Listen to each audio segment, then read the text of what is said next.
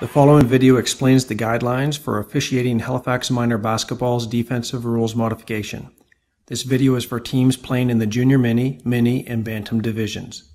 To apply these guidelines, coaches, players, and officials must understand three basic concepts: the wall, the line of the ball, and one or two passes from the ball.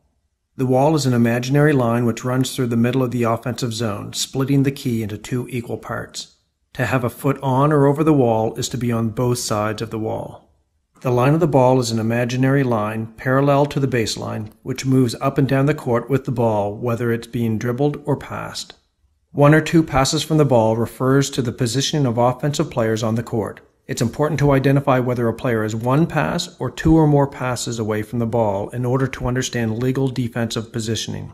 An offensive player is considered one pass away from the ball when they are one normal pass from the ball and there are no other offensive players between this player and the ball handler. All other players are considered two or more passes away from the ball. Examples of players who are one pass from the ball would include around the perimeter, post entries, perimeter to high post to low post. Please note, while it may be technically possible to pass the ball in some extreme situations, such passes cannot be considered normal. It is up to the referees to judge whether a player is one or more than one pass away from the ball. Let's examine the defensive restrictions using these three concepts. Keep in mind that the ball handler must be actively defended within 2 meters once he reaches the three-point area. If the player being guarded is above the line of the ball and one pass away, the defender cannot drop below the line of the ball. In the following example, offensive player 2 is above the line of the ball and one normal pass away.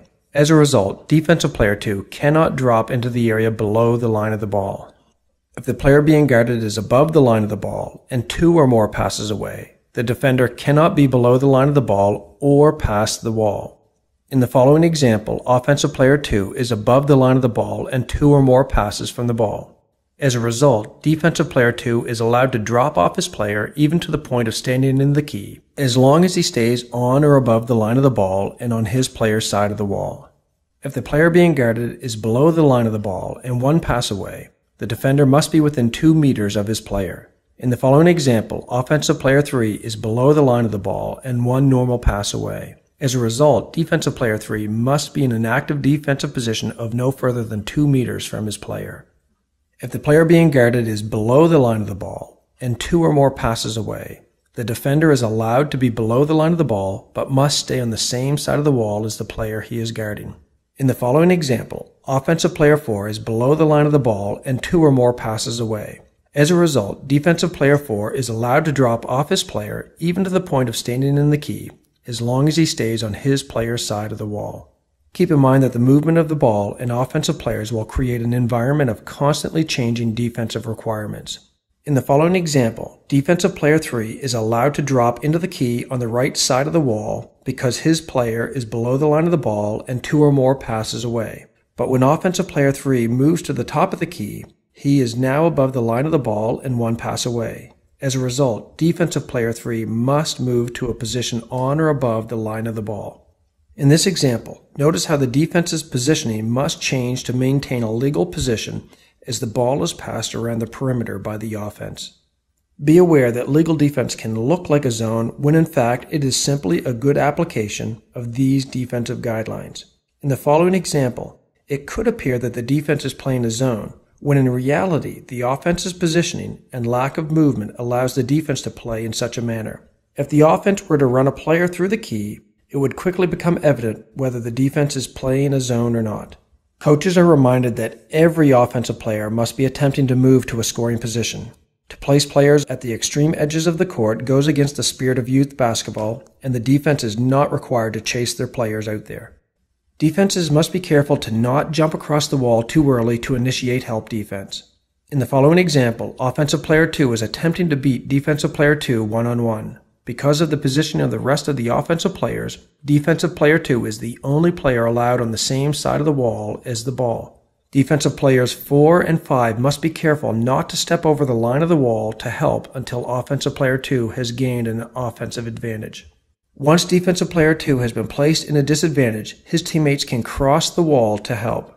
In situations like this, it is expected to see a momentary double team form as more than one defensive player will often respond with help defense. Of course, once the ball enters the key, all defensive restrictions are off and players should expect to see double and even triple teams. In conclusion, proper defensive positioning requires an understanding of the wall, the line of the ball, and 1 or 2 passes from the ball.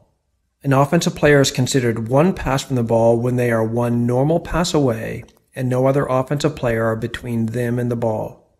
All other offensive players are considered 2 or more passes from the ball. The ball handler must be actively guarded within 2 meters once he reaches the 3-point area. If a player being guarded is above the line of the ball and 1 pass away, the defender cannot drop below the line of the ball.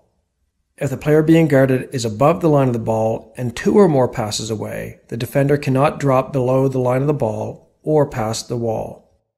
If the player being guarded is below the line of the ball and 1 pass away, the defender must be within 2 meters of his player.